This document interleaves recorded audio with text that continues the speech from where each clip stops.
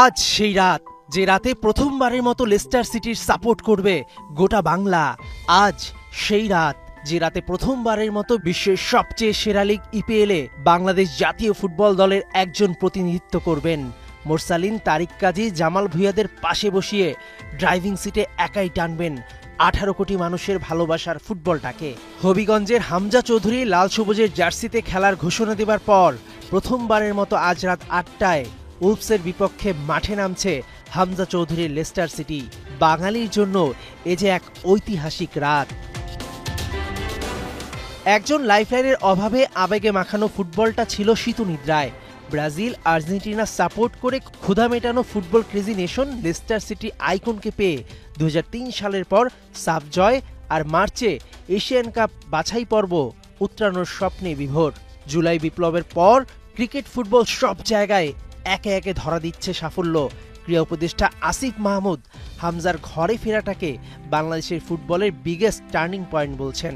প্রথমত বাফুফেকে ধন্যবাদ। বাফুফে ফিফার সাথে এটা নিয়ে কিছুদিন ধরেই কাজ করছিল যে হামজা চৌধুরীকে যেন বাংলাদেশের হয়ে খেলার জন্য অনুমতি দেওয়া হয়, এবং হামজা চৌধুরী অনুমতি পেয়েছে। এটা আমাদের জন্য একটা ভালো সংবাদ।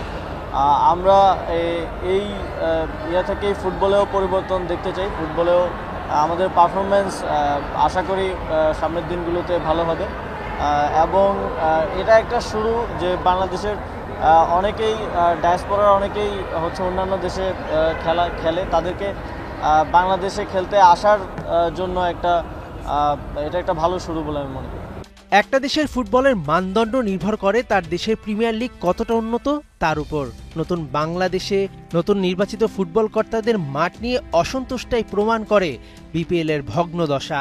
স্বীকার করতে হয় যে বাংলাদেশের টপ প্লেয়ারদের জন্য ওই খেলা উপযুক্ত নয়।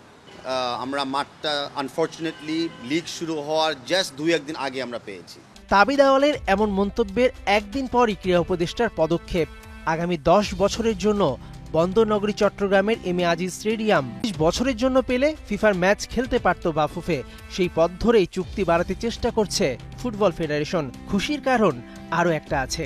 4 বছরের অপেক্ষার প্রহর কাটিয়ে জানুয়ারিতে পাওয়া যেতে পারে বঙ্গবন্ধু স্টেডিয়ামকে। ঘোষণা দেওয়ার পরই মার্কেট ভ্যালুতে দক্ষিণ এশিয়ায় ভারত সহ সবাইকে টপকে গেছে Bangladesh. German website transfer market পরিসংখ্যান বলছে হামজা খেলা শুরু করার পর বাংলাদেশ জাতীয় ফুটবল দলের মার্কেট ভ্যালু দাঁড়াবে 7.55 মিলিয়ন ইউরো, যেখানে ভারতের মার্কেট ভ্যালু এখন 5.85 মিলিয়ন ইউরো। এতে লাল সবুজের বাংলা পেছনে ফেরবে উত্তর কোরিয়ার মতো পাওয়ার হাউসকে।